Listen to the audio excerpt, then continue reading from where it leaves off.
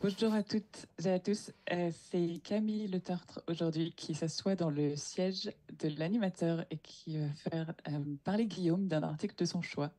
Bonjour Guillaume. Salut Camille, merci d'avoir accepté de prendre ce rôle. C'est toujours intéressant. On s'était dit avec Flavio que de temps en temps on pouvait avoir d'autres personnes que nous deux. Donc voilà, merci pour ça. Non, avec plaisir et je suis très curieuse d'entendre ce que tu as à dire sur l'article que tu as choisi. Euh, Est-ce qu'on s'engage directement dans la discussion de cet article et tu nous le présentes? Mais si tu veux, oui, alors l'article que j'ai choisi, c'est un article qui a été publié en 2018 par une équipe de chercheurs aux États-Unis. Et l'auteur principal c'est Di Santi et ça a été publié, donc je dis en 2018. Et le thème de l'article, c'est donc de s'intéresser au vécu des patients et des adolescents au lycée, leur vécu de la rééducation après une opération du croisé antérieur. Et c'était que des sujets qui étaient en cours de rééducation, donc qui n'avaient pas encore repris le sport pour lesquels ils s'étaient fait opérer. Oui, je trouve que c'est assez intéressant ça en effet, hein. C'est vraiment une population assez précise.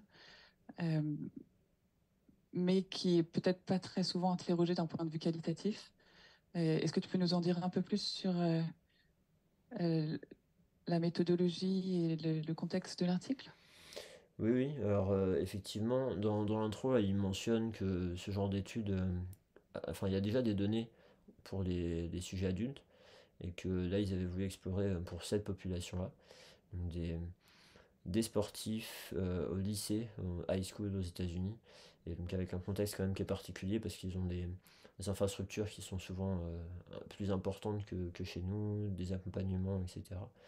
Et donc là, les chercheurs, bon, bah, au niveau méthodo, c'est assez correct ce qu'ils ont fait. Bon, il y a toujours des petites choses qu'on peut améliorer, mais en gros, bah, ils ont conçu un questionnaire avec. Euh, alors, ils ont fait passer des questionnaires quantitatifs dans l'étude par rapport à bah, là, on était les patients vis-à-vis de leur éducation, l'état de leurs genoux, par rapport à des questions sur le temps de pas, sur le pervitement, des facteurs aussi psychologiques qu'ils ont explorés. Mais ça, en fait, probablement que c'était aussi pour arriver à montrer que la population qu'ils avaient étudiée était assez hétérogène, ce qui est intéressant en recherche qualitative pour avoir une richesse de points de vue. Et donc, bah, ce qu'ils ont fait à la suite de ça, ils ont conçu un questionnaire, euh, un guide d'interview semi-structuré. Et en fait, ce guide-là est en appendice d'ailleurs de l'article pour ceux que ça intéresse. C'est assez bien construit. Il y a beaucoup de questions. On voit qu'en moyenne, le temps d'interview était un peu plus de 30 minutes, je crois, et on se dit que ça a dû aller assez vite quand même. Mais Mm. malgré tout, bah, ils ont retiré pas mal de données, ce qui était. Clairement, je pense que c'est des choses qui donnent des données utilisables pour nous en tant que cliniciens. Après, je sais pas dans quelle mesure on rentre vraiment dans la méthodo. Je pense que c'est les gens qui seront intéressés par ça pourront aller se pencher dessus. Mais il n'y a rien d'inhabituel, c'est assez classique, hein. Ils ont récupéré des données qu'ils ont retranscrites. Ils ont fait ressortir des thèmes majeurs. Et voilà, peut-être que ce qui n'est pas précisé, c'est si la définition des thèmes a été faite par plusieurs personnes et s'ils se sont mis d'accord. Il me semble que c'était pas super clair ça dans l'article. Mais hormis ça, voilà, une étude qualitative assez classique en somme. Ouais. Et avant de donc d'aller un peu plus dans le détail de qu'est-ce qu'ils ont demandé, quels ont été les thèmes qui ont été formés, est-ce que tu veux nous dire pourquoi est-ce que tu as choisi cet article-là? Et bien en fait cet article, déjà je l'ai découvert par le biais d'une activité que j'ai à l'IFMK d'Angoulême, avec donc il y a Mariama Ba, qui est la directrice de l'IFMK, qui m'avait contacté au moment de la création de l'IFMK, qui est tout jeune là, euh, pour essayer de faire un projet pour accompagner les étudiants, s'intéresser aux articles, partir de sujets, de questionnements de cliniques en fait, et aller chercher des articles et tout ça. Et puis on a monté un journal club en fait. Et donc les étudiants, on valide une recherche, enfin un thème clinique, c'est pas vraiment une question de recherche, mais un thème clinique, avec une petite question quand même derrière. Et ensuite, ben, leur job, c'est d'aller trouver un article et de nous faire une présentation écrite et orale. Et là, il y avait les deux. Parfois, c'est que oral. À nous, au jury, et devant tous les collègues de leur promo. Et c'est un truc, voilà, ils sont en troisième année, ça fait donc 3 ans, eux, qui font ça. Et c'est super intéressant de voir la manière qu'ils ont acquis là, d'interpréter les données, etc. Alors là, c'était rigolo parce que c'était la première fois que c'était sur un article qualitatif. On avait mis cette contrainte-là. Et en fait, voilà, tout ça pour dire que on fait ça avec Mariama. Il y a Marie Mouret aussi qui nous aide à animer ça. Et c'est un truc qui est chouette. Alors, si ça peut donner des idées ou si d'autres ont ce type d'expérience-là et qu'ils ont envie d'échanger, bah, ce sera avec plaisir. Et donc là, il y a un binôme qui a rendu un travail particulièrement intéressant, déjà sur la partie écrite, qu'on lit avant qu'il fasse la présentation. Où vraiment, ils ont fait un travail de très bonne qualité. Je suis en train de voir avec les FMK si ils seraient OK pour éventuellement qu'on publie leur journal club sous forme d'un blog, parce que vraiment, ils ont fait un bon travail. On va voir si au Super. niveau administratif, tout ça, il y a des contraintes, mais voilà. Donc, bah, merci à eux déjà, parce que ça m'a vraiment donné envie de lire encore plus en détail cet article-là. Et, euh, et après, ce qui m'a donné envie de partager pour le podcast, bah, c'est un peu lié. J'ai donné un cours d'entretien motivationnel la semaine dernière. Et il y a un des apprenants à un moment donné, alors c'est pas pour l'identifier spécifiquement, je pense qu'il m'en voudra pas, mais parce que c'est des choses qui arrivent très souvent, mais qui a dit bon, moi de toute façon l'entretien motivationnel ou ce genre d'approche, c'est pas pour des patients simples avec juste une entorse de cheville. Hmm. Et un peu la question de quand est-ce qu'on sait qu'il faut vraiment s'intéresser aux facteurs psychosociaux ou si le biomédical suffit. Et je pense que cet article-là, il éclaire pas mal par rapport à cette question-là, sur le fait que bah, tous les patients ont un vécu psychologique, une vie sociale, et voilà. J'avais trouvé ça intéressant pour ça aussi. Ouais, et ben merci de partager ça. Et c'est vrai que c'est des choses, et moi inclus, hein, je suis passée par ce questionnement-là aussi, de est-ce qu'on utilise ces approches-là dans un contexte particulier? Parce que c'est vrai que c'est souvent quand on est en difficulté avec des patients complexes ou chroniques et que nos outils de kinésithérapeute classiques, on va dire, enfin appris dans nos formations centrées biomédicales, c'est là qu'on se rend compte qu'il y a une limite et qu'on se sent euh, un peu perdu. Et donc, c'est à ce moment-là qu'on va chercher d'autres approches. Mais finalement, oui, ça s'applique vraiment à chaque individu qu'on rencontre au cabinet, que ce soit sur de l'aigu ou du chronique. Et donc, c'est intéressant de remettre ça sur le devant, que c'est peut-être un cheminement qu'on fait, mais finalement, oui, ça s'applique à toutes les situations cliniques. Ouais, c'est sûr, hein. C'est sûr que bah, enfin, moi je me reconnais là-dedans aussi, hein. Au départ, Ouais. toutes ces approches, c'est entre guillemets le patient avec des douleurs chroniques, etc., qui n'est pas forcément en capacité de faire beaucoup de choses, de pauvre, parce qu'il souffre et tout ça, et donc un gros impact sur sa vie, mais en fait, il n'y a pas besoin d'avoir un tableau comme ça pour qu'il y ait un impact sur sa vie. Et autant il y a des patients, on peut se dire, on peut avoir le sentiment que si on n'aborde pas ces sujets-là, ça ne nous empêche pas de les aider. Autant, par exemple, avec cette étude-là, bah, ce qu'on voit, c'est qu'il y a quand même des dimensions qu'on n'envisage peut-être pas spontanément. Et on se dit qu'on pourrait faire des choses et que ce serait relativement simple en fait pour les aider sur ce plan-là. Et ouais, il y a sans doute des personnes pour qui ça pourrait vraiment faciliter la vie et faciliter la prise en soin aussi, tout le cursus. Donc ouais, je trouvais que c'était intéressant comme parallèle, un truc très traumato, comme Ouais. une opération du croisé, et d'avoir ces retours là sur le vécu et des aspects biologiques, hein, parce qu'on ne les oublie pas, psychologiques et sociaux. Ouais, super. Bah, du coup, est-ce qu'on peut aller un petit peu plus dans les résultats de l'étude? Donc, tu disais tout à l'heure, ils ont interrogé une dizaine de jeunes, enfin, voilà, entre 15 et 18 ans, qui ont eu une rupture du ligament croisé et ils sont tous, il n'y en a aucun qui a plus de 1 an après l'accident. Ouais. Et après, oui, oui. Et après l'opération, il me semble qu'ils sont tous opérés. Bon, en tout cas, Ouais, ils font tous ce type de rééducation-là. ouais. Et ils sont tous dans un contexte où avant l'accident et la chirurgie, ils ont tous fait partie d'une équipe de sport. C'est ça. Et, et voilà, donc c'est ça la population. Et donc l'étude va les interroger un peu sur les facteurs favorisants et les facteurs qui ralentissent la récupération et le retour au sport en particulier. Ouais. Donc qu'est-ce que tu as appris de leurs résultats? Donc c'est effectivement, c'est à la fois sur leur vécu de la rééducation et sur leur vécu de comment ça va se passer la reprise du sport. Et, euh, et encore une fois, on a une population hétérogène parce qu'il y en a, il me semble, deux qui font du basket, deux qui font du foot américain, deux qui font du soccer, une qui fait de la crosse, enfin voilà, donc vraiment pour avoir une diversité. Et, euh, et donc, et oui, et le questionnement du retour au sport, ben, spécifiquement pour ces gens-là, parce que a priori, s'ils se sont fait opérer, c'est parce qu'ils veulent reprendre leur activité, et c'est quelque chose d'important pour eux.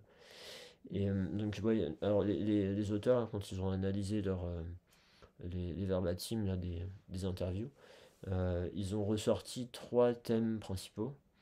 Le premier thème, ça aborde les barrières en fait qui sont perçues pour le retour à l'activité sportive. Le deuxième thème, c'est tout ce qui sont les facteurs qui peuvent favoriser la guérison et la récupération. Et le troisième thème, c'est les facteurs défavorables, du coup, à la guérison et à la récupération. Donc quelque chose quand même qui est bien en lien avec le titre de l'article. Euh, ouais, bah, là, je me demande, est-ce que leur question de recherche a vraiment beaucoup orienté les thèmes qui sont sortis, ou est-ce que c'est par rapport au thème qu'ils ont choisi le titre de l'article, je sais pas trop, Mm. mais en tout cas, c'est vrai que voilà, c'est ces trois dimensions. Les barrières pour reprendre l'activité, les facteurs positifs pour la guérison et les facteurs négatifs pour la guérison. Ok. Euh, et donc, qu'est-ce qui t'a surpris ou qu'est-ce que tu as découvert dans ces thèmes-là par rapport à, à ces trois thèmes? Ouais. Bah, pour ceux qui voudront regarder l'article et qui pourront y accéder, c'est assez bien résumé dans la figure, alors, elle n'a pas de numéro parce qu'il n'y en a qu'une, je crois, la figure de l'article, où il y a une espèce c'est pas un algorithme, enfin c'est cette forme-là en tout cas, où on voit ces trois thèmes avec les sous-thèmes, et par exemple par rapport aux barrières identifiées pour le retour à l'activité sportive, et ben là ils ont vraiment retrouvé cette catégorisation entre physique, psychologique et social. Et bien sûr, d'un côté, enfin, assez souvent les patients mentionnaient bah, le fait qu'ils sentaient qu'ils avaient peut-être pas assez de force, qu'ils étaient peut-être un peu raides, qu'ils avaient un peu de douleur ou des gènes, etc. Mais ce qui ressort vraiment dans des thèmes qui sont développés, c'est beaucoup plus l'impact psychologique. Et si on prend la liste, ben, en fait, il y a le fait que ça soit difficile pour eux, cette notion d'impatience par rapport à la durée de la récupération, de la guérison, la notion d'incertitude par rapport au fait qu'ils fassent des progrès ou pas, que ce soit un rythme normal ou autre. Donc cette notion d'incertitude, des périodes de perte de motivation, des difficultés en lien avec la motivation pour les soins ou la rééducation en kiné.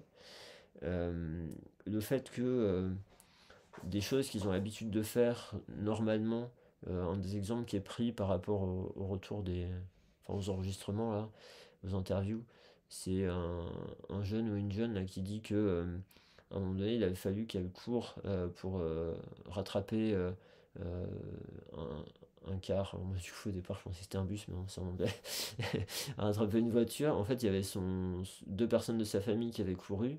Et elle s'est dit, bah, il faut que j'y aille, mais elle était à un stade où elle pouvait pas courir. Et elle s'est dit, bah, mince, ouais, ça impacte même mon fonctionnement normal. Il y avait la peur de se reblesser. Et il y avait bah, cette incertitude par rapport au fait qu'ils vont un jour pouvoir reprendre le sport. Donc il y a d'un côté l'incertitude par rapport à est-ce que je suis en train de progresser, est-ce que le rythme est normal, etc. Mais il y a aussi l'incertitude de est-ce qu'un jour je vais reprendre mon activité sportive. Euh, Ouais. donc tout ça pour l'aspect psychologique. Et après, pour l'aspect social, il y avait le fait que ils avaient tendance à l'influence de se comparer à d'autres patients. Mm. Et on va voir après que ça peut être soit favorable, soit défavorable. Et puis l'influence aussi de, dans le rôle social qu'ils pouvaient avoir auprès, par exemple, de leur groupe d'amis, où un exemple qui est pris là, c'est l'habitude de, tiens, on a un peu de temps, on va faire un basket, et de se dire, ok, moi je peux pas, et donc tous mes copains ils vont jouer, moi je suis là, je regarde, et c'est pas mon rôle habituel, quoi. D'habitude je fais partie du truc, là, et donc c'est difficulté parfois à voir son rôle social changer pour ces personnes-là. Donc là, voilà, c'est vraiment, j'ai juste fait une liste un petit peu rapide. Je sais pas si tu veux qu'on creuse un petit peu certains points un peu plus précis euh, sur Ouais. ce premier thème en fait. Ouais, c'est très riche en fait, hein. Déjà, juste un premier thème où il y a déjà ces trois dominantes. Enfin, je pense que c'est parce que aussi ils essayent de faire ressortir cette idée de biopsychosocial et c'est difficile. Euh, c'est toujours difficile de déplier, d'aller explorer chaque aspect puisque c'est tellement interdépendant les uns des autres. Donc c'est extrêmement riche et ouais, ça vaudrait le coup d'aller un plus en détail de chaque. Mais ce que je trouve vraiment intéressant, en tout cas, bon, si on s'intéresse un peu plus au côté psychologique et social dans cette discussion et dans l'aspect psychologique, là, vraiment, ils font ressortir. Alors, je sais pas, ils le mettent pas toujours très bien en avant, mais il y a vraiment beaucoup d'émotions qui ressortent de la part des participants, je trouvais. Enfin, et ils parlent de difficulté à être impatient, à être patient, pardon, devoir gérer l'incertitude. Et en fait, on voit dans les quelques citations qu'ils ont tirées de leurs données, le- vraiment de la frustration, en fait, de la colère, d'un sentiment d'être un peu perdu, de la peur. Euh, Par rapport à l'aspect social et comme tu dis, cet ajustement du rôle social, ce sentiment de faire partie vraiment d'une équipe, hein. Puis aussi le contexte est que c'est aux États-Unis. Hmm. C'est des jeunes qui font du sport au sein de leur collège ou de leur lycée, donc c'est vraiment cette culture aussi très forte de l'appartenance à un groupe sportif. Et puis ensuite ce sentiment d'être un peu laissé derrière ou d'être celui qui est blessé. Euh, donc c'est des choses voilà, qui sont nommées et je pense que vraiment si on allait un peu plus en détail de chaque, il y aurait encore plus de richesse à mettre en avant. Euh, Et voilà, déjà là, sur ce truc de barrière pour retourner à l'activité sportive, c'est déjà beaucoup à accueillir en tant que, pas déjà là pour eux de chercheurs, mais en tant que clinicien, c'est déjà beaucoup de choses ouais, à accueillir dans la séance si on explore ces discussions. Oui, c'est sûr. Après, bien sûr que c'est pas forcément. Là, l'idée c'est d'avoir une richesse avec enfin, plusieurs personnes différentes, des diversités, Mm. etc. Et clairement, tous les patients vont pas vivre tout ça. Maintenant, je pense qu'il y a quand même un certain nombre de dimensions où on peut facilement s'imaginer que il y a pas mal de patients qui les vivent quand même. Et, Mm. hum, et là, bon, l'idée, ça va pas être de rentrer en détail dans toutes ces dimensions-là, parce qu'effectivement, on pourrait y passer du temps, et ce sera intéressant. Peut-être éventuellement d'en choisir deux, trois. Euh, Tu vois, cette histoire d'impact social. Alors, il y a à la fois ce que tu disais par rapport à l'impact psychologique, où une des impressions que j'ai, moi, mais je me trompe peut-être, c'est que même si ce sont des chercheurs qui sont aguerris à ce sujet-là, enfin a priori qui ont de l'expérience en recherche qualitative, euh, moi ça m'évoque le fait qu'en kiné, par exemple c'est pareil dans des cours quand on demande à nos collègues, consoeurs, confrères de nommer des émotions, en fait c'est pas quelque chose qu'on a l'habitude de faire, on va parler des situations, mais de poser le nom de l'émotion dessus, c'est pas évident. Et je me dis que je fais un petit parallèle en fait avec le fait qu'effectivement il ne nomme pas ces émotions-là. Mm. Euh, Après, alors, là j'ai peur de déborder sur les questions suivantes dans notre conducteur, mais il y a cette histoire on y reviendra peut-être un peu plus tout à l'heure, mais cette histoire de, bah, parfois on va pas oser questionner des choses si on sait pas quoi faire des réponses en fait. Et, euh, et donc ouais, donc peut-être que parfois ça fait un petit peu peur, enfin on n'ose pas trop aller dans ces détails-là en fait, Ouais. sans trop savoir ce qui peut sortir et surtout si on s'imagine ce qui peut sortir, bah, comment je vais faire avec ça. Mm. Et, euh, et après sur l'aspect social, alors sauf si tu veux réagir déjà à cette partie-là, non c'est ok. Non, non, comme tu dis, bah, je pense que on peut revenir sur certains points à la fin et avancer sur les autres thèmes, Ouais, ouais, ouais. Et puis je trouve. le petit élément qui pouvait être intéressant aussi à rajouter sur l'aspect social là, c'est que effectivement aux États-Unis, bah là ils mettent en avant le fait que c'est des sportifs de lycée et qu'il y en a certains qui espèrent continuer leur sport à l'université. Et c'est quand même un contexte assez particulier parce que il peut y avoir des personnes qui espèrent devenir sportifs professionnels avec des enjeux énormes. Il y a des personnes qui espèrent avoir accès à l'université par le sport parce que financièrement ils pourraient peut-être pas y arriver sinon. Donc ouais, il y a quand même des enjeux. Bah, j'en profite pour le placer là, mais en recherche qualitative, pour ceux qui sont un peu moins familiers, on ne parle pas de généraliser les résultats, en fait, on parle de transférabilité, en fait. Donc, de quelle manière on peut transférer ces résultats à nos patients, à nous? Bah, il y a ce petit élément où il n'y a peut-être pas toujours le même contexte. Et à côté de ça, si on a un sportif de lycée qui est en sport-études, bah, ça peut représenter, enfin, ça peut se rapprocher quand même pas mal par rapport aux enjeux. Donc voilà, il y avait ce petit élément-là.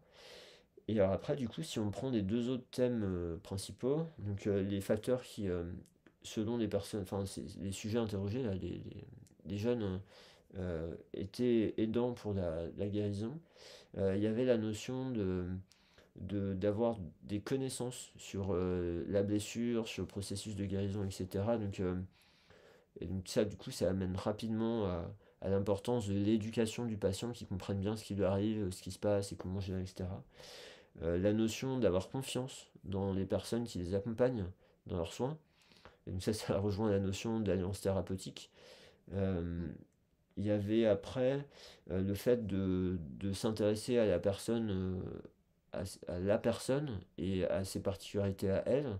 Donc de sonder, avoir conscience de ses objectifs à elle, de ses motivations propres. Le fait aussi que d'aider les patients à faire des liens entre les activités ou les exercices qu'on leur propose et leur activité sportive, en fait, qu'ils n'aient pas l'impression de faire un truc un peu standardisé qui leur servira à rien pour reprendre leur sport. Euh, il y avait aussi le fait qu'ils puissent être en contact avec d'autres patients qui avaient subi la même chose, qui étaient déjà plus avancés dans le processus, et que ça puisse les rassurer. Euh, puis il y a un autre élément aussi de les aider à être dans une démarche optimiste de, de faire face aux difficultés en étant optimiste et pour arriver à dépasser ces difficultés-là. Il y avait ces choses-là qui étaient aidantes d'après les sujets. Je ne sais pas si tu veux réagir à cette partie-là déjà. Bah, je trouve intéressant qu'il y a quand même plusieurs points, donc c'est intéressant de voir que autant sur le thème d'avant où on nous fait une liste des barrières et il y a beaucoup de choses et ça peut être waouh, il y a beaucoup de choses. Par où je commence. Bah là déjà de voir qu'il y a certains points qui peuvent être identifiés euh, pour aider la personne à avancer dans sa récupération, ça donne un peu d'air à respirer, ça donne un peu d'encouragement, de, un sens qu'on peut faire quelque chose déjà sur ces points. Et ensuite, il y a certains points que je trouve c'est chouette de les voir parce que en fait, ça renforce le fait qu'il y a déjà eu du changement, je pense, dans nos pratiques de kiné, hein, le fait de vraiment individualiser, travailler sur les objectifs, impliquer le patient euh, dans le choix des exercices, de comment les rendre pertinents par rapport à l'activité. Et tout ça, j'ai l'impression que c'est quand même des choses qui rentrent de plus en plus dans nos pratiques, qui deviennent plus communes. Et c'est vraiment, vraiment bien. Et il y a des choses vraiment intéressantes qui sortent pour le coup de l'ordinaire, comme cette idée d'avoir un rôle modèle, un espèce Mm. de père qui va guider. Donc ça, c'est vraiment cette idée de partager une expérience vécue. Et nous, en tant que cliniciens, on n'a pas forcément expérience vécue. Et c'est intéressant là vraiment de mettre ça dans cet article. Ouais, c'est bah, comme tu dis, là en fait, quand on a ces pistes-là, ça devient un petit peu plus facile d'oser aborder ces sujets parce qu'on se dit qu'on va peut-être pouvoir apporter quelque chose. Et, euh, et c'est vrai que bah, tous ces éléments-là, alors là, tu vois, je sais pas dans quelle mesure ils ont dit que c'est des choses les avaient aidés ou s'ils ont dit que c'est des choses qui auraient pu les aider. Donc je sais pas si ça reflète la pratique ou, euh, ou un manque, mais avec des pistes justement pour avancer. Mais en tout cas, peu importe, on peut s'en emparer. Et, euh, et c'est peut-être précisé dans l'article, mais bah, vous m'excuserez, moi je me rappelle plus de ce détail-là. Moi non Et plus. donc, ouais, donc là, bah, on peut vraiment s'imaginer toutes les choses qu'on peut mettre en place. Et puis, comme tu dis, bah, ça rejoint déjà des démarches qu'on a sur l'importance de l'annonce thérapeutique, l'importance de l'éducation, d'aider les personnes à comprendre, etc. Enfin, tout ça, on a des données qui mettent en avant le fait que ça nous aide à avoir des meilleurs résultats de prise en soin. Euh, et après, du coup, bah ouais, les objectifs, comme tu le redisais aussi. Mais après, comme tu dis, bah, dans ce genre d'études, une des forces aussi de ce type d'études-là, c'est d'arriver à nous faire émerger des thèmes auxquels on n'a pas pensé. Et notamment cette histoire de pouvoir échanger avec d'autres personnes qui ont vécu la même chose. Et ça, c'est un sujet, quand bah, à nouveau, hein, dans les formations qu'on peut donner, parfois quand on partage de l'information avec une personne, euh, bah, c'est vrai que nous, on a un peu la tendance à s'appuyer sur des données scientifiques, à dire, ben voilà, les études ont montré que, et il y a régulièrement des patients que ça intéresse, mais il y a quand même régulièrement des patients qui vont être très sensibles au fait que, pas forcément nous qu'on ait vécu le truc, mais que nous, on ait déjà vu des patients dans leur situation. Il y a cette question qui peut revenir régulièrement, est-ce que vous avez déjà vu un cas comme moi? Et ça, déjà, soit d'arriver à trouver des liens d'autres patients pour qu'ils puissent échanger, soit déjà nous de partager notre vécu, qu'on a déjà eu des patients dans ce genre de situation et ce qui a pu les aider, etc. Ben, cette stratégie-là, moi, tu vois, j'arrive à la relier un petit peu à ce thème-là. Et ouais, ça me conforte dans l'intérêt de faire ça, en fait. Ouais. Et puis pour les personnes qui travaillent en milieu hospitalier ou dans des centres de rééduc, tu vois, où il y a peut-être plus de travail en groupe, Hmm. ce qui est le cas là dans l'article, hein, il y a beaucoup des participants qui parlent du travail en groupe avec d'autres jeunes qui ont eu des blessures similaires. Et, euh, et voilà, et ça se sort dans les facteurs positifs, mais aussi dans les facteurs négatifs. Je pense que tu vas le détailler un petit peu, mais Ouais. en fait, on se pose pas forcément toujours bien la question de quelle est l'influence de ce groupe sur la personne. Alors moi, c'est un sujet où je suis particulièrement sensibilisée parce que je travaille vraiment beaucoup avec des groupes. Et ce travail de la dynamique du groupe est assez central, en fait, pour que ce soit constructif et que ça devienne un élément positif dans la récupération. Je ne sais pas si en kiné, on est bien sensibilisé à ça. Et parfois, le groupe, c'est un peu... Bah, évidemment, il y a des questions financières et des questions administratives et de liste d'attente, etc. Mais aussi, est-ce que vraiment on sort vraiment tous les bénéfices possibles de ces dynamiques-là? Ouais, c'est Euh, donc à la fois d'arriver à s'appuyer sur les bénéfices et à la fois être vigilant aux inconvénients. On va y venir du coup, on va enchaîner avec ouais, ça, je pense, hein.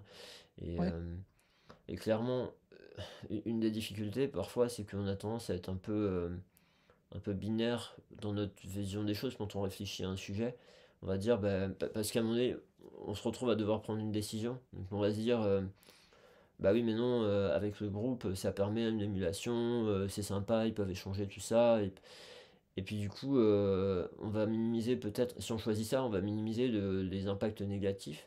Et, et on fait un petit peu par rapport à notre logique, ou par rapport à peut-être des échanges qu'on a eu avec des patients, etc. Mais là, le fait d'avoir ces données-là, bah, ça rend encore plus sensible à ça, à se dire bah, ça vaut peut-être le coup de l'explorer un peu plus et puis de l'aborder avec les patients. Parce que du coup, bah, pour y venir, euh, un des éléments qui a été identifié comme défavorable pendant cette période de rééducation par des patients, c'était le fait justement de parfois de se comparer à d'autres patients qui étaient au même stade ou un petit peu avancés et de se dire bah, comment ça se fait que lui il arrive à faire ça et puis moi j'y arrive pas encore. Et, et donc il y a des patients que ça peut mettre en difficulté et, et donc bah, pareil dans un autre truc qui semble défavorable, c'est ce qu'ils ont appelé un truc du genre le monde d'attention, ou la division de l'attention. Donc, d'avoir par exemple un kiné pour deux trois patients, bah, il y a des patients qui sont pas trop à l'aise avec ça. Et je suis pas persuadé en plus que leur demande c'est d'être toujours pris en individuel, mais peut-être que d'avoir des temps individuels pour s'assurer d'être bien centré sur eux, de bien aborder probablement l'impact psychologique aussi de la situation sociale, d'avoir cet espace-là, qui est peut-être plus difficile à avoir quand ils sont plusieurs, et aussi, du coup, d'avoir cette occasion-là de vérifier, bah toi, comment tu le vis, là, le fait que tu sois avec d'autres dans la même situation que toi, parce que si on a une personne qui nous dit, ouais, moi ça me booste, c'est vachement important, etc., bon, bah dans ces cas-là, on est rassurant, on n'hésite pas. Et puis si on a une personne qui nous dit, bah ça m'inquiète parce que je vois que je suis pas au même rythme, tout ça, bah là c'est facile d'aborder avec lui le fait que, bah, est-ce que tu préférerais que je te mette avec des patients, même on peut continuer à faire des choses en binôme, mais avec une personne qui n'a pas la même pathologie que toi, en fait. Euh, est-ce que tu as besoin qu'on refasse le point, on parlait d'éducation tout à l'heure, pour t'aider à comprendre bah, que cette situation-là, elle est normale et que ça arrive. Est-ce que tu as besoin, ça il l'aborde pas dans les... Ça c'est dans les barrières, mais du coup il l'aborde pas ailleurs. Mais est-ce que tu as besoin, pas dire comme ça, mais est-ce que nous on ressent le besoin d'aborder le fait que effectivement en rééducation il y a de l'incertitude, il y a du doute, et c'est quelque chose qui est naturel et que le but c'est pas de... Alors, souvent notre tendance, bon là c'est pareil, j'anticipe par rapport, mais c'est pas grave, c'est pas grave. Souvent notre tendance c'est est-ce que je peux exterminer le doute de l'autre, euh, en se disant voilà, parce que s'il l'a plus, ça va l'aider à avancer. Surtout quand ce doute-là l'empêche d'adopter un comportement qui est favorable à sa santé, favorable à sa rééducation. Donc en fait, l'idée c'est comment je peux lui enlever ce doute-là. Et alors, peut-être que parfois c'est possible, et probablement que régulièrement c'est pas possible, en fait. Et parfois on perd une énergie à vouloir absolument enlever le doute de la personne, à pas entendre que lui il n'y arrive pas, et que ça nous agace parce qu'on veut l'aider, et que ça peut être défavorable pour l'ambiance thérapeutique, etc. Et peut-être que parfois de se dire, ben, effectivement, cette situation-là, ce doute-là, je pourrais pas te l'enlever. Par contre, peut-être qu'avec des infos, peut-être qu'avec l'expérience d'autres personnes, etc., il peut diminuer. Et l'idée, c'est comment t'aider à le contrôler suffisamment pour pas qu'il t'empêche de faire des choses qui vont t'aider à avancer, en fait. C'est c'est la citation de Mark Twain là, qui me tombe dans la tête, là. Le courage, c'est pas l'absence de peur, c'est une maîtrise de la peur, en fait. Donc, comment arriver à ce que tu puisses maîtriser suffisamment cette incertitude-là pour que ça te permette de faire des choses qui vont être favorables pour toi et, euh, et voilà, et donc du coup d'arriver à mieux gérer l'incertitude, le doute, etc. Voilà, Tout à fait, oui. C'est trouver un juste équilibre entre de la réassurance et de l'acceptation. De exactement. pas créer des faux espoirs.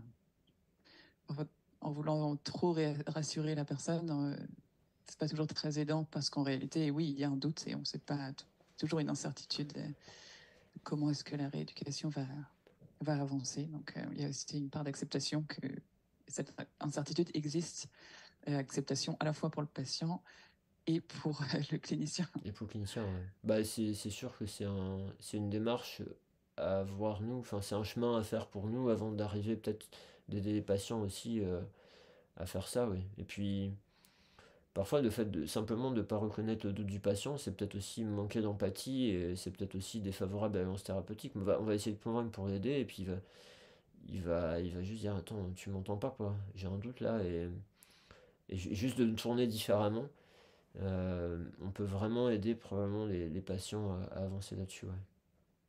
Ok, donc ne pas avoir cet espace pour discuter de ça euh, et aussi ne pas bien partager la prise de décision sur le type d'exercice et le contexte donc de groupe versus en individuel, etc. Ça, c'était des facteurs qui avaient plutôt euh, une tendance à être négatifs sur la récupération.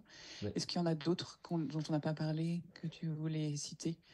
Oui, bah là, ils reprennent un petit peu dans l'autre sens, en fait, le fait que les patients, quand ils voient pas de lien entre ce qu'on leur propose comme stratégie et l'activité qu'ils veulent reprendre, voilà, ça en revient sur ce Ouais. qu'on a vu dans les barrières. Et puis aussi le fait un peu, je dirais moi, minimiser la situation. En gros, bah, en fait, ça arrive souvent, ces blessures-là. En gros, t'inquiète pas, ça arrive souvent. Bah, parfois, à force d'entendre ça, ça peut être un peu difficile pour les personnes parce que, bah, justement, encore une fois, hein, c'est un monde d'empathie. Parfois, en voulant juste faire de la réassurance affective, de t'inquiète pas, ça va bien se passer. En fait, on fait percevoir à la personne que on minimise ce qu'elle vit, quoi. Et comme on a vu l'impact psychologique et social, bah, ce qu'elle vit, c'est peut-être pas si facile que ça.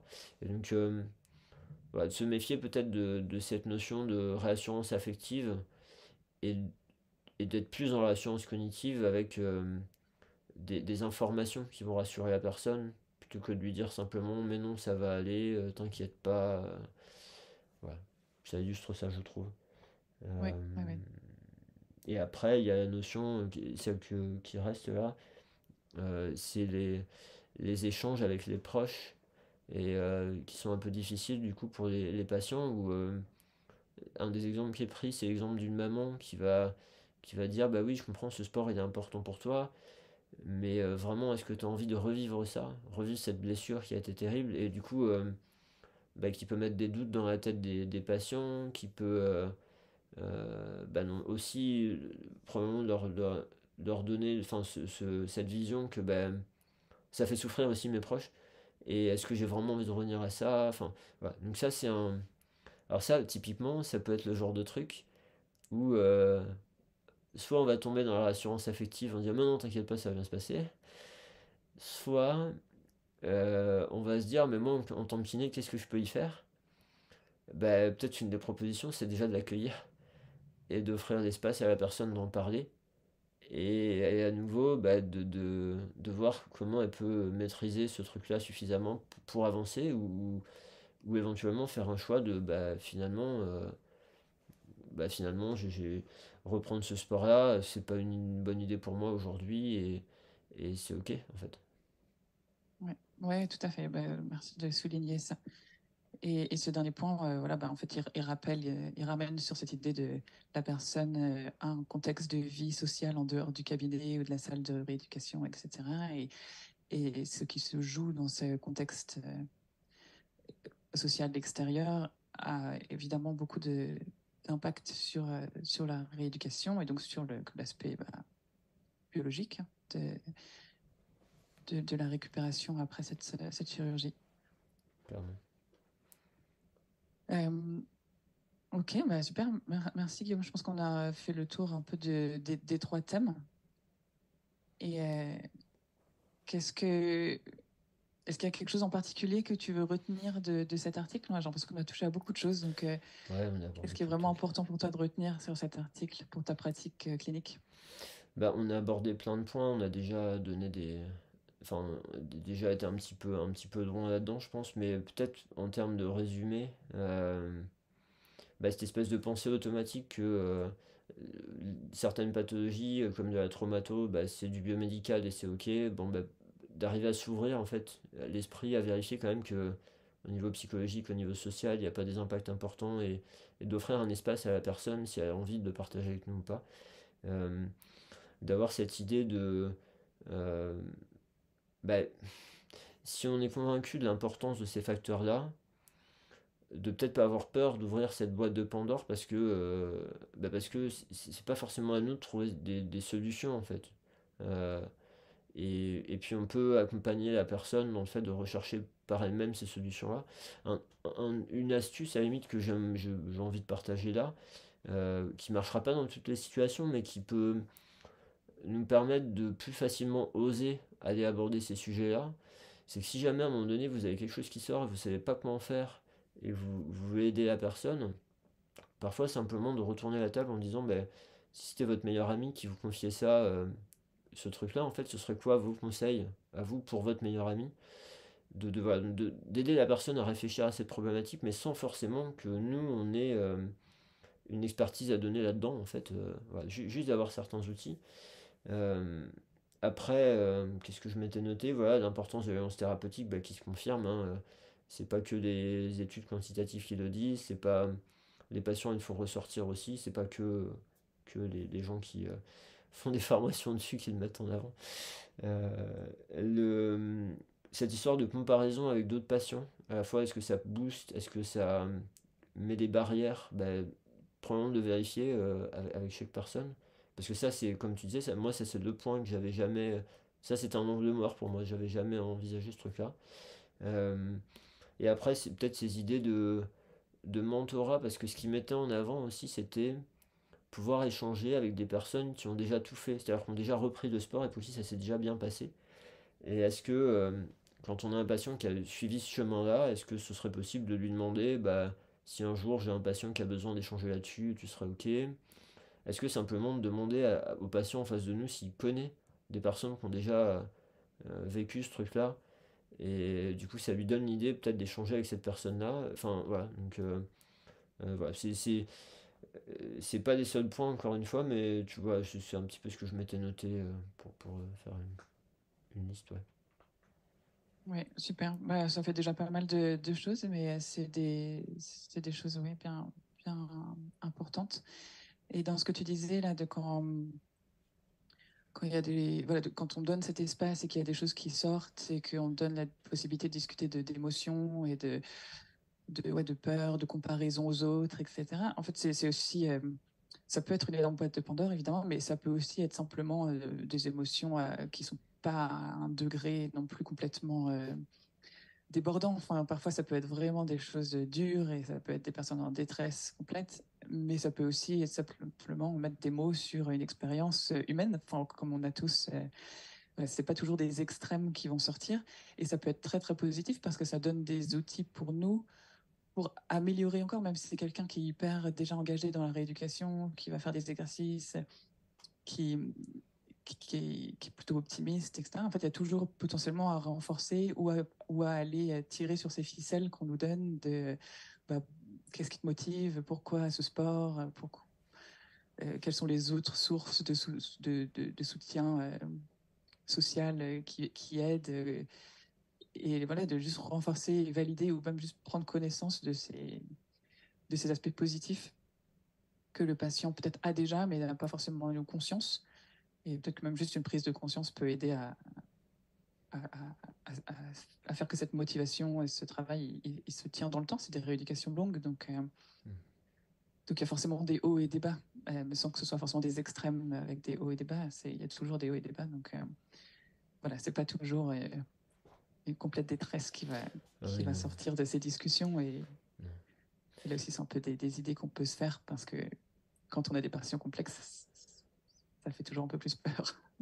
C'est ça. Et vraiment, alors après ça invite quand même à développer des compétences. Enfin, il y a cette histoire, pareil, la semaine dernière, dans le cours d'entretien motivationnel, il y a une personne qui a dit, ben oui, mais alors, le sommeil, je comprends vraiment l'intérêt. En fait, on revient souvent sur le sommeil. Là, il y avait des situations de patients jouées où une des problématiques à un moment donné pour le patient, c'était vraiment qu'il avait du mal à dormir.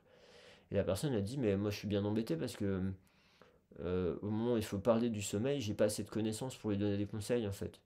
Donc comme tu dis, il y a déjà le fait de repérer. Alors, et donc là, c'est pas forcément, alors, et c'est pas forcément lié à un problème émotionnel ou bah, parfois ça peut être autre chose. Et, euh, et donc effectivement, ben, à un moment donné, d'avoir des connaissances et des compétences sur ces différents sujets, ben, ça peut être vraiment nous aider et de savoir soit euh, j'ai des compétences, des conseils, des informations qui peuvent aider la personne à débloquer des trucs. Soit je les ai pas, mais je peux le faire réfléchir lui, et puis lui faire réaliser le lien, et puis il va faire ce travail tout seul, ou il va trouver d'autres sources. Soit je connais des parcours de soins. En fait, j'ai d'autres professionnels euh, chez qui je sais que enfin, je peux proposer aux patients d'aller les voir parce que je sais que ces professionnels, ils ont les compétences que moi j'ai pas pour l'aider à avancer là-dessus. Donc, ouais, il y a tout un tas de trucs qu'on peut faire. Et clairement, aujourd'hui, il y a tout un tas de compétences qu'on peut développer de nous, où on peut déjà aider un certain nombre de patients à un certain niveau. Il y a le fait de l'aborder, le sujet, de le formuler avec la personne, rien que ça, hein, pour amener ce cas, on peut développer des compétences pour être à l'aise avec ça. Euh, Donc vraiment, vraiment, voilà, toutes ces choses-là. Et un autre truc que ça m'évoque, c'est à un moment donné de se dire, mince, c'est pas de la kiné. Mais en fait, ce qui m'est venu la semaine dernière quand ce sujet-là il est apparu, c'est que ce qu'on considère être de la kiné, souvent, c'est ce qu'on a appris à l'école, en fait. On n'est pas en train de dire c'est pas de la kiné, on est en train de dire c'est pas ce que j'ai appris à l'école. Et donc, du coup, vu que je l'ai pas appris, je sais pas comment gérer, j'ai peur d'y aller, donc de dire que c'est pas de la kiné, bon ben, je grossis une trait, mais ça m'arrange un peu. Ou ça me fait peur parce que j'ai pas appris à gérer. Bah, quelque part, avec les formations qui émergent aujourd'hui, je pense que les étudiants actuellement, ils apprennent un peu plus là-dessus. Et, et voilà, donc vraiment de se dire il y a des stratégies, il y a des techniques, il y a des connaissances qui peuvent nous aider. Et, et donc, si on ne les a pas encore ou qu'on n'est pas intéressé, bah, comment faire pour faire réfléchir la personne ou comment faire pour avoir des réseaux et l'orienter quand la problématique bah, fait que la personne est freinée en fait dans ces choses-là. Et voilà. Et donc, bah, moi, ça m'amène.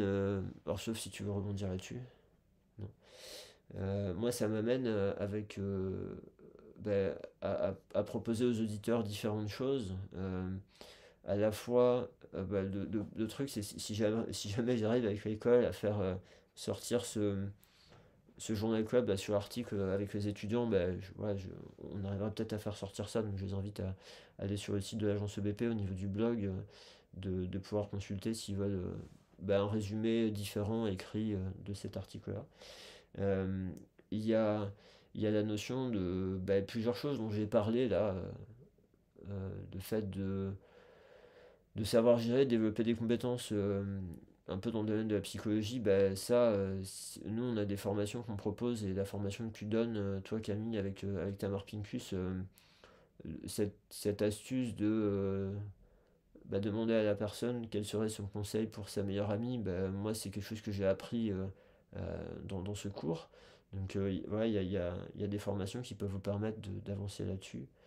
Euh, la gestion de l'incertitude aussi, avec ces histoires de doute, où Camille, bah, tu as écrit justement un blog sur le sujet, sur Ouais. le doute, et donc je ne sais pas s'il sera publié avant le podcast ou après, ou enfin en tout cas ce sera proche.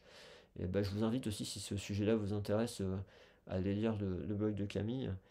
Euh, et pour encore pouvoir vous donner des billes, des stratégies, des choses, et on ne se cache pas aussi pour promouvoir ce que nous on propose.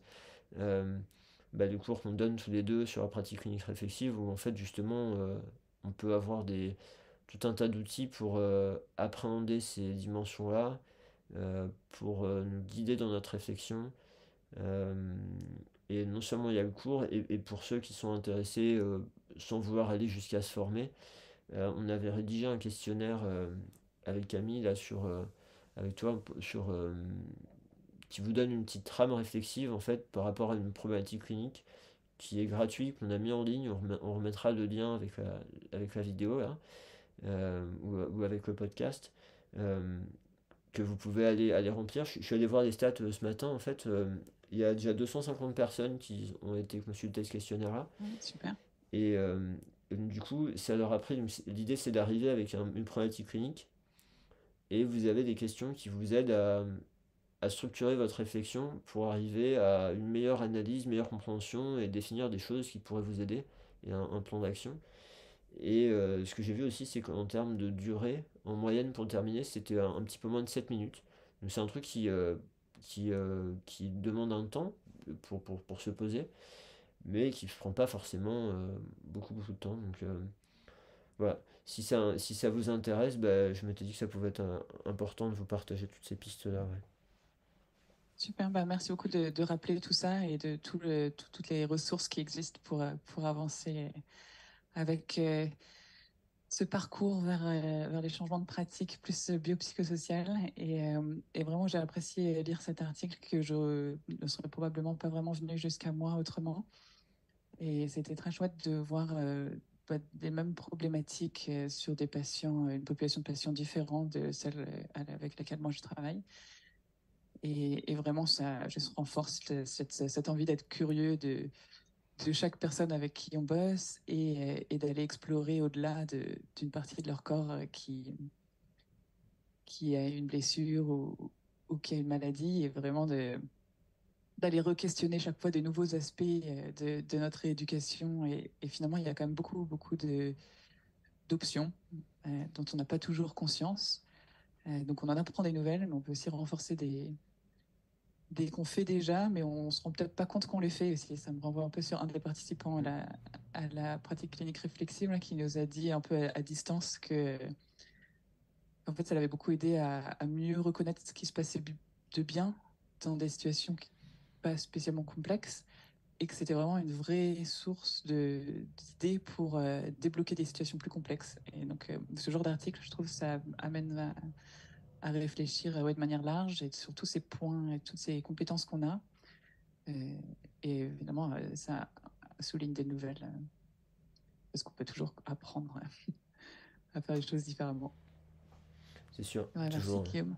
toujours progresser et puis comme tu le dis aussi se rendre compte déjà de tout ce qu'on fait bien pour pas minimiser déjà nos compétences et pas se retrouver à mal de vivre quoi. Parce que voilà, on est tous, on fait tous des choses super et voilà.